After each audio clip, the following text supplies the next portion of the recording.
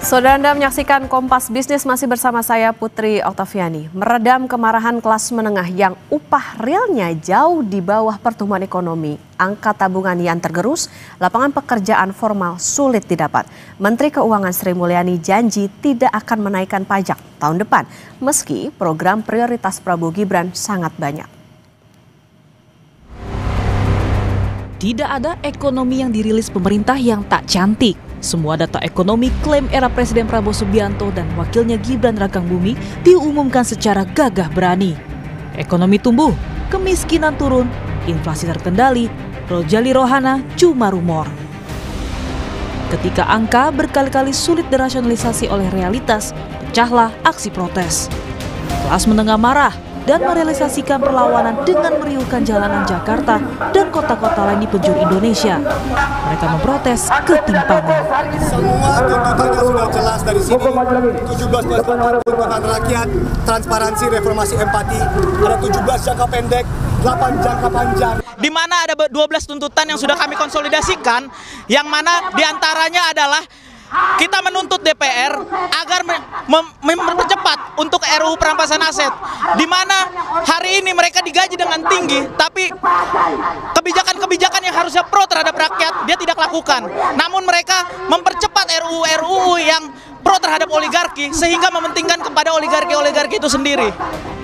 Institute for Development of Economic and Finance (INDEF) bilang solusi dari kondisi ekonomi tak baik-baik saja ialah reformasi fiskal sekaligus alokasi anggaran yang transparan. Rentetan demonstrasi yang kita saksikan hari-hari ini mencerminkan apa yang disebut sebagai Chilean paradox. Ketika di atas kertas ekonomi terlihat stabil, tetapi di lapangan masyarakat merasa terhimpit oleh ketidakadilan struktural. Di Indonesia, paradoks itu tampak jelas. Harga kebutuhan pokok melambung, lapangan kerja terancam, dan jutaan pekerja platform digital maupun manufaktur masih hidup dalam ketidakpastian. Kematian tragis seorang ojek online bernama Afan Kurniawan menjadi simbol tentang rapuhnya perlindungan negara terhadap 4,6 juta pekerja gig ekonomi. Sementara data PHK di sektor manufaktur juga sudah menembus 43,5 ribu orang hanya dalam 7 bulan terakhir. Sebagai lembaga think tank independen, INDEF bersama KOR Indonesia dan The Prakarsa menilai demonstrasi ini bukan sekedar letupan spontan, tetapi alarm keras atas kegagalan fundamental pengelolaan ekonomi. Tindakan represif aparat hanya akan memperburuk citra pemerintah.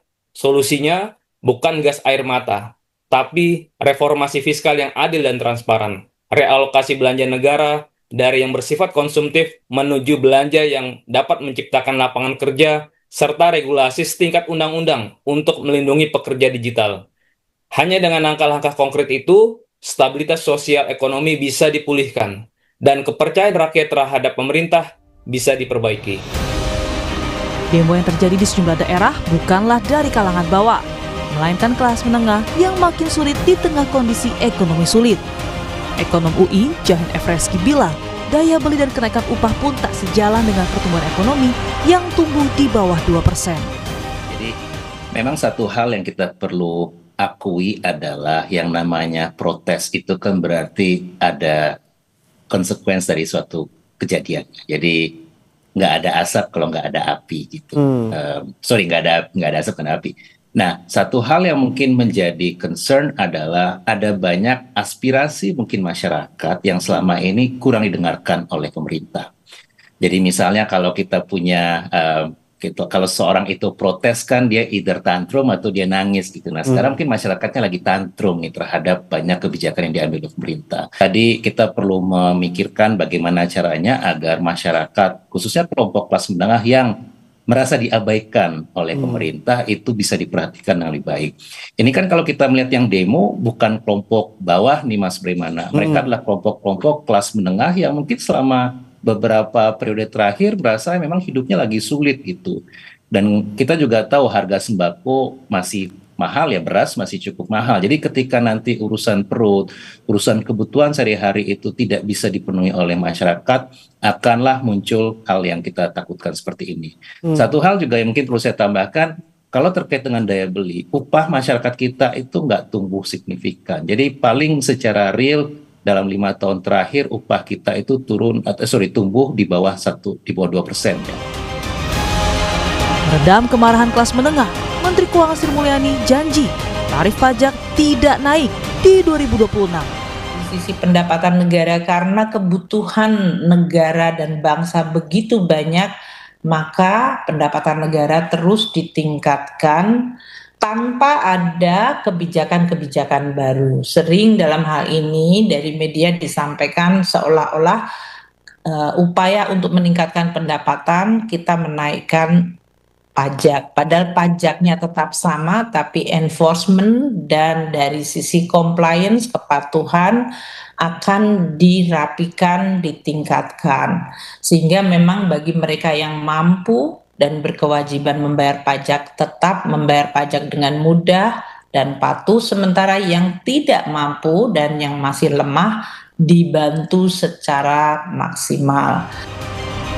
Aksi protes mustahil terjadi saat kondisi perut kenyang, pikiran tenang dan hati yang baik-baik saja. Tidak hanya tentang pajak, rakyat butuh harga beras turun dan lapangan pekerjaan tersedia. Angka cantik pertumbuhan berbentur logika kalau situasi akar ranting justru mengering. Vicky Kuen, Tim Liputan, Kompas TV. Untuk meredam kemarahan kelas menengah atau the angry middle class yang mulai turun ke jalanan dan riuh di sosial media, Menteri Keuangan Sri Mulyani janji tidak akan menaikkan pajak tahun depan, meski program belanja pemerintah sangat banyak. Apakah ini sudah menjawab salah satu tuntutan kelas menengah? Kompas Bisnis akan tanya ke Bima Yudhistira, Direktur Eksekutif Sales. Selamat pagi, Mas Bima. Selamat pagi. Mas Bima, kelas menengah marah, kelas menengah Indonesia melawan lewat jalanan maupun juga di sosial media. Responnya itu adalah janji pajak tidak naik. Benarkah kelas menengah dibebani pajak yang lebih tinggi dibanding pendapatan mereka, atau ya bahasa teknisnya upah real? Ya, jadi kelas menengah ini adalah salah satu pembayar pajak yang paling patuh dan salah satu yang porsi pengeluaran pajak terhadap pengeluarannya itu besar, terutama pajak-pajak yang sifatnya regresif. Seperti misalnya pajak PPN, pertambahan nilai. Itu porsinya kelas atas dibandingkan kelas menengah secara porsi pengeluaran, itu kelas menengah jauh lebih banyak. Jadi kalau kelas menengah ya, misalnya di atas angka 700.000 kalau menurut dari BPS.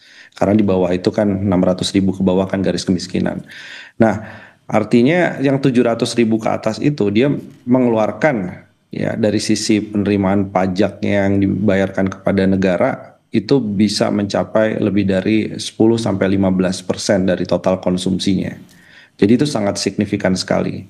Nah, sementara itu semakin dia ke atas, semakin bracket atau kelompok yang paling atas, orang-orang kaya, itu pengeluaran dari sisi konsumsi terhadap pajaknya itu justru semakin kecil. Kenapa? Karena mereka satu mengalihkan aset ke luar negeri. Kemudian yang kedua, mereka menggunakan jasa-jasa, salah satunya konsultan pajak ya, sehingga banyak tuh terjadi tax avoidance, misinvoicing. Jadi antara invoice-nya dengan yang dicatatkan oleh pemerintah di negara tujuan dengan negara asal, misalnya di bea cukai, itu kalau yang ekspor impor sumber daya alam itu gap-nya besar sekali. Nah, jadi situasi ini artinya ada ketimpangan kebijakan perpajakan. Dan ini yang kemudian tidak direspon dengan baik oleh pemerintah untuk melakukan segera reformasi perpajakan. Karena kalau dibiarkan terus, maka data menunjukkan uang yang bisa dibelanjakan setelah dikurangi dari pajak PPh 21, PPN, dan lain-lain, itu semakin turun. Ya inilah yang kita lihat dari disposable income. Pendapatan setelah dikurangi dari pajak itu semakin turun. Jadi uang yang bisa dibelanjakan oleh masyarakat semakin kecil. Jadi nggak bisa pajaknya model regresif begini. Nah, yang utak-atik sebelumnya adalah PPN. Makanya kita nggak setuju. Kenapa harus PPN? Padahal banyak cara lain tanpa menaikkan tarif pajak, iya. Tapi cara lain untuk memperluas basis pajaknya dan kepatuhan. Oke, kelas menengah justru dihantam pajaknya lebih tinggi dibandingkan yang kelas atas. Artinya gini, ketika terjadi kemarahan kelas menengah, cara meredamnya adalah Menteri Sri Mulyani janji pajak nggak naik. Sudahkah ini bisa menjawab tuntutan demonstran 17+8? Kalau kita lihat kan salah satu tuntutan dalam 1 tahun atau jangka panjangnya adalah rencana reformasi perpajakan yang lebih adil. Sudah menjawab inikah, Mas Bima? Saya kira belum sepenuhnya. Seharusnya begini, kalau misalnya ingin agar penerimaan negaranya naik, karena memang kita butuh penerimaan pajak untuk menutup defisit anggaran. Di situ ada perlindungan sosial dan lain-lainnya. Asalkan pajaknya nggak digunakan untuk tunjangan-tunjangan pejabat yang boros, kan begitu. Itu kan tuntutan utamanya. Tapi ada cara, kalaupun ada pajak baru, maka pajaknya adalah pajak yang disasar pada kelompok 20% yang paling atas. Jadi bukan menyasar kelompok menengah. Nah ini apa? Salah satunya adalah ada pajak kekayaan atau wealth tax. Nah ini kan dorongan dari OECD, dorongan dari G20, di PBB juga sedang dibahas soal itu. Artinya kalau ada pajak kekayaan, pemerintah bisa dapat penerimaan yang lebih banyak, 81 triliun rupiah sekali penerapan, kemudian tidak menghambat daya beli masyarakat khususnya di kelompok menengah dan ke bawah. Nah selain itu juga tadi masalah kepatuhan. Jadi ada data nih kita temukan ya, ini buka-bukaan aja. Data ekspor batu bara, data ekspor sawit, data ekspor nikel, data ekspor olahan hasil hutan. Itu datanya banyak yang nggak cocok antara data bea cukai dengan data di negara tujuan ekspor. Nah ini kalau dicek satu persatu kenapa bisa nggak cocok? Salah satunya ada praktek-praktek invoice-nya nggak sama, dokumennya nggak sama.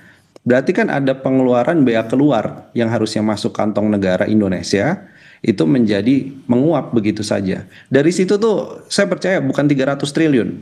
Itu angkanya lebih besar daripada 300 triliun rupiah penegakan di sektor sumber daya alam tanpa ada kenaikan tarif pajak baru.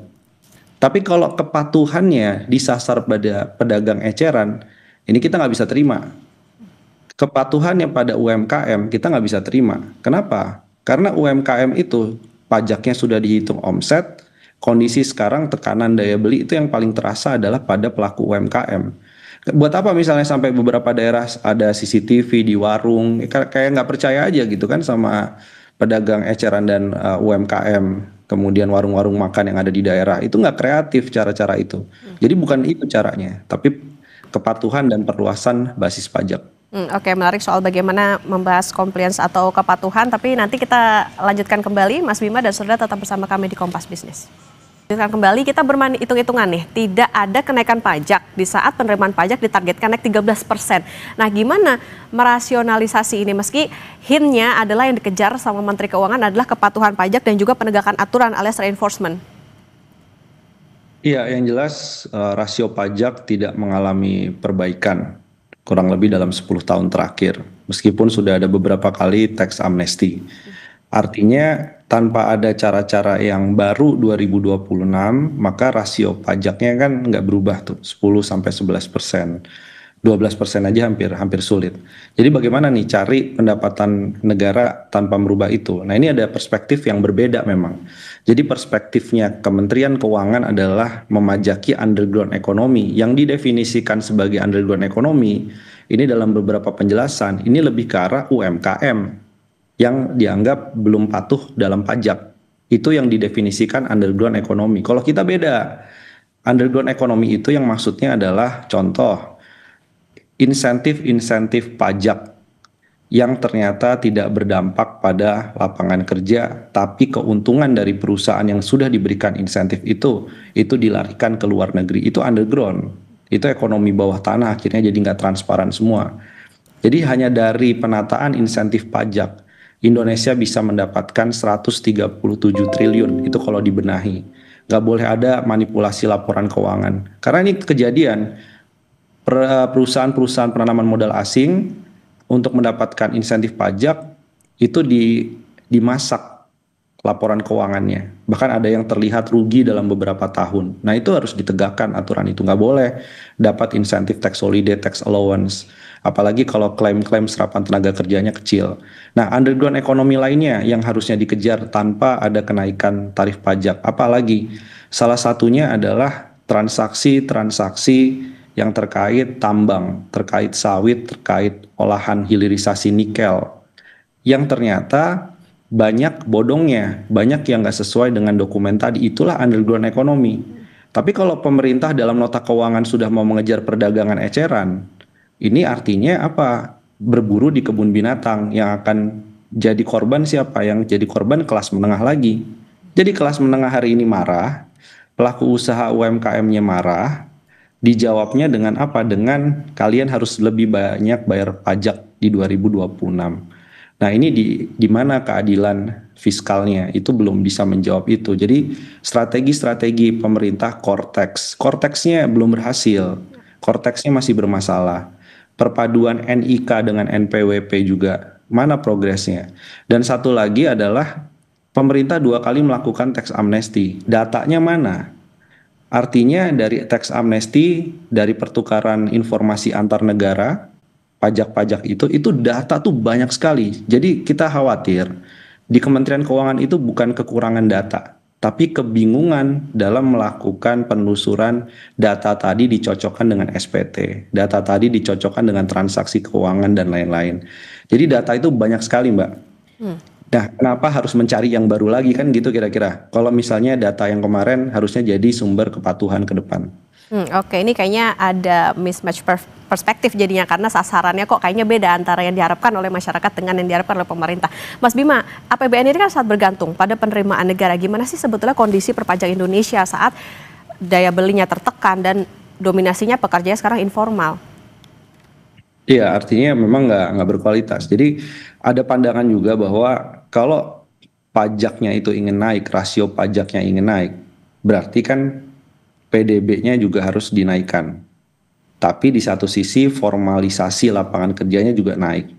Karena yang patuh membayar dan nggak usah diminta lah itu dipotong langsung dari gaji bulanan itu adalah pekerja-pekerja di sektor formal. Nah sekarang faktanya terjadi deindustrialisasi secara prematur. Jadi porsi lapangan kerja, porsi industri manufaktur terhadap ekonominya itu melemah. Kita tuh yang harus dicermati dan harus segera diubah. Industri manufaktur tuh menyumbang 30%, sebelumnya 30% terhadap penerimaan pajak. Jadi lebih dari sepertiga ya, kira-kira sepertiga total penerimaan pajak itu dari industri formal, industri manufaktur. Nah sekarang itu terus turun Mbak, sekarang itu ada di kisaran 28-27% terhadap total penerimaan pajak. Ini ada apa? Jadi kalau mau naikkan rasio pajak, maka balik lagi kepada formula yang utama, yaitu mendorong industrialisasi. Nah sekarang hilirisasi nggak sama dengan industrialisasi.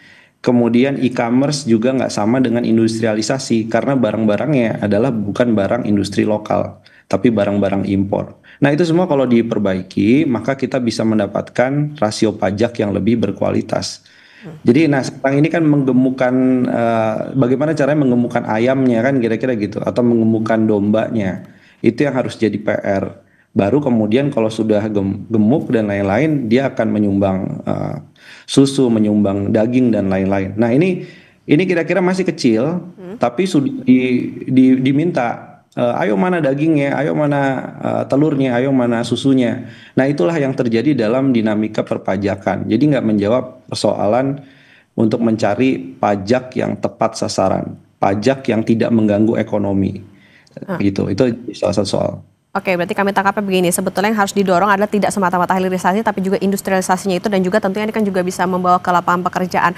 Jadi Mas Bima, ada nggak rekomendasi tentang perluasan pajak tanpa mengganggu daya beli dan UMKM? Misalnya tadi sempat disinggung juga soal apa sih yang bisa dioptimalkan dari sektor sumber daya alam?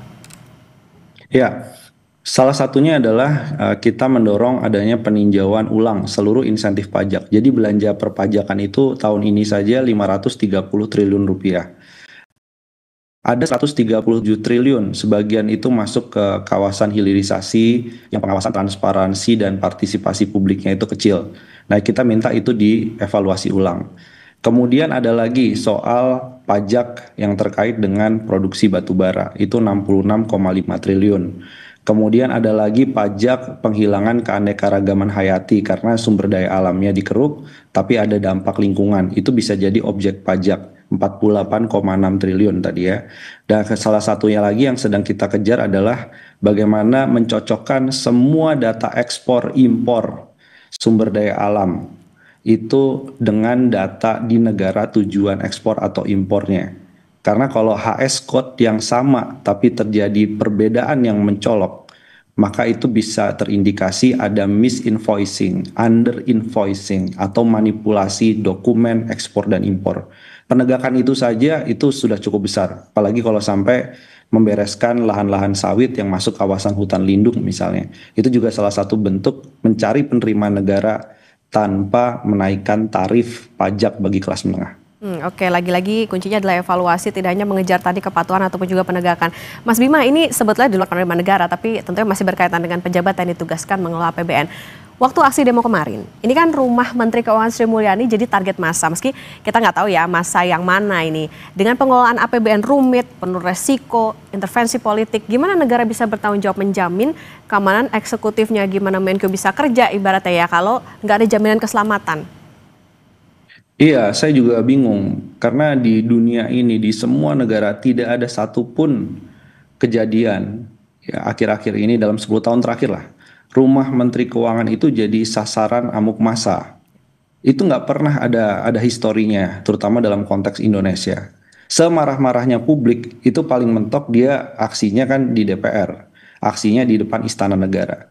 Tapi kali ini berarti kan ada anomali. Anomali apa? Bahwa posisi Menteri Keuangan yang penuh resiko, posisi Menteri Keuangan yang oke, ada blundernya, tapi bagaimanapun juga Menteri Keuangan ini sebenarnya RI2. Saya bisa bilang Menteri Keuangan adalah RI2.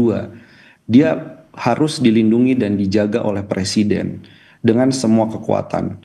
Karena ini reputasi dari investor, reputasi dari pelaku usaha, investor asing yang mau masuk, kredit rating juga atau pemeringkat utang, lembaga internasional mitra itu sekarang melihat ini gimana ya Indonesia ada rumah Menteri Keuangan itu dijarah. Berarti ini seolah Menteri Keuangan itu dibiarkan untuk menjadi korban dari massa yang marah. Itu nggak boleh gitu ya. Jadi semua eksekutif pembantu ini kan masalah keamanan, masalah security ya. Dan saya kira ini tekanan ke depan dari pengelolaan APBN terutama makin berat, maka nggak boleh lagi ada kejadian di mana keamanan dari pembantu presiden khususnya Menteri Keuangan itu menjadi bukan prioritas. Ini kita juga cukup kecewa dengan kejadian kemarin. Oke, kalau gitu Mas Bima artinya gini, ini bisa mempengaruhi nggak cara pandang termasuk juga bagaimana dunia luar begitu, bagaimana di luar negeri melihat Indonesia terkait dengan keamanan kok bisa-bisanya begitu, misalnya rumah Menq gitu akhirnya menjadi sasaran dari masa aksi. Ini juga akan berdampak pada bagaimana investasi nggak ke depannya?